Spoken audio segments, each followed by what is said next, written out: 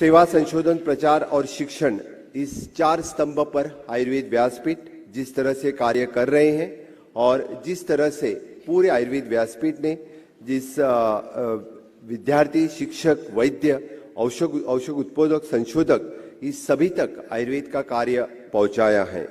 मुझे लगता है कि आयुर्वेद व्यासपीठ का कार्य पहले महाराष्ट्र से शुरू हुआ था और इसका पूरा कार्य अभी महाराष्ट्र, गुजरात, गोवा, मध्य प्रदेश, पूरे देश भर में कार्य उनका चल रहा है। इसलिए वैद्य वेलनकर जी का मैं बहुत बहुत अभिनंदन करता हूं और इससे भी आगे आज हम 25 साल मना रहे हैं, इसके बाद में 50 साल और आगे 100 साल तक इस कार्य को मैं बहुत बहुत शुभकामनाएं देता हूं।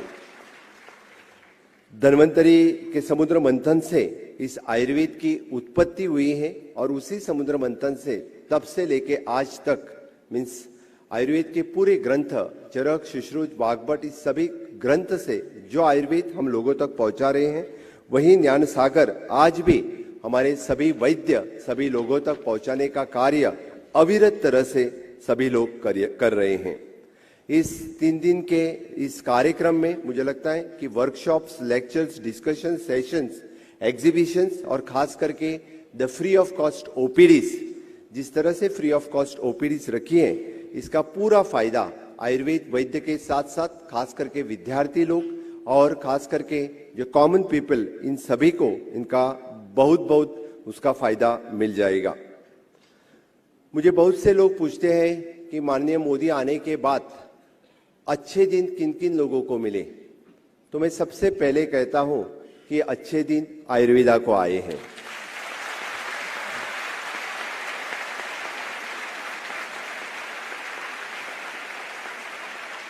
अच्छे दिन इसलिए आए हैं क्योंकि समाज मान्यता देने का काम हम सभी वैद्यों ने और हम सभी ऑर्गेनाइजेशन समाज मान्यता देने के काम कई सालों से कर रहे थे, क्योंकि हम आज़ादी का अमृत काल मना रहे हैं और लास्ट 70 साल से हमारा आयुर्वेद का डॉक्टर, आयुर्वेद का वैद्य पूरे समाज में अपने को समाज मान्यता के लिए प्रखर प्रयत्न कर रहा था।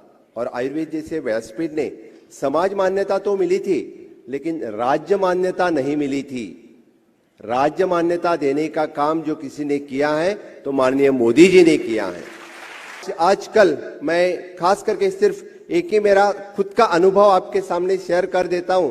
आजकल डायलिसिस के जो कोई something the serum value, serum creatinine बढ़ी तो directly go for the dialysis, continuously easily बोल देते हैं। लेकिन अपने आयुर्वेद के डॉक्टर्स इस डायलिसिस को अवॉइड कर सकते हैं, तो इसके ऊपर रिसर्च हमारे गोवा में बहुत सारे डॉक्टर्स इसके ऊपर रिसर्च कर रहे हैं। They are avoiding the dialysis. हम लोगों को अच्छी जिंदगी दे सकते हैं, इसके लिए भी आयुर्वेद व्यासपीठ ने ये मुद्दा उठा के काम करना जरूरी रहेगा and which will be the USP for the Ayurveda. यही मुझे लगता है आयुर्वेद के इसी मैं श्रद्धा, सेवा भाव, निष्ठा से मैं आयुर्वेद के लिए काम करता आया हूं। आयुर्वेद का एक सिंपल कार्यकर्ता होते हुए जब से मैंने आयुर्वेद पास आउट किया है मैंने उसी दिन से आयुर्वेद के लिए काम करता आया हूं। पहले for the national integrated NIMA, national integrated medical association, उसके बाद में आयुर्वेद व्यासपीठ, उसके बाद में Goa Indian system board of Ayurveda, उसका मैं सदस्य रह चुका हूं। उसके बाद में CCIM, central council for the Indian medicine, अभी NCIM, सर डॉक्टर देव पुजारी यहाँ पे हैं, इनके साथ भी काम करने का मुझे योग मिला।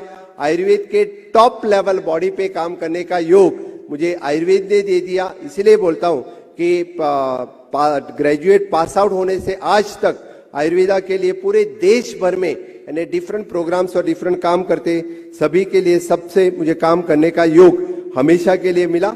और आज इस आयुर्वेद व्यासपीठ के वास्ते मैं इस व्यासपीठ से बात करते हुए आप सबको मैं वर्ल्ड आयुर्वेद कांग्रेस जो गोवा में होने जा रहा है 8 तारीख से 11 तारीख को, इसीलिए सभी को मैं इनवाइट करता हूं कि वर्ल्ड आयुर्वेद कांग्रेस में आप सभी लोग इनवाइटेड हैं, आप सभी लोग आ जाएंगे। और एक बड़ी खुशी की बात है, अपने डॉक्टर श्री सोनोवाल जी के आयुष मिनिस्ट्री के थ्रू एम्स का यानी आयुष हॉस्पिटल सबसे बड़ा गोवा में होने जा रहा है। ये भी गोवा के लिए बहुत बड़ी बात है।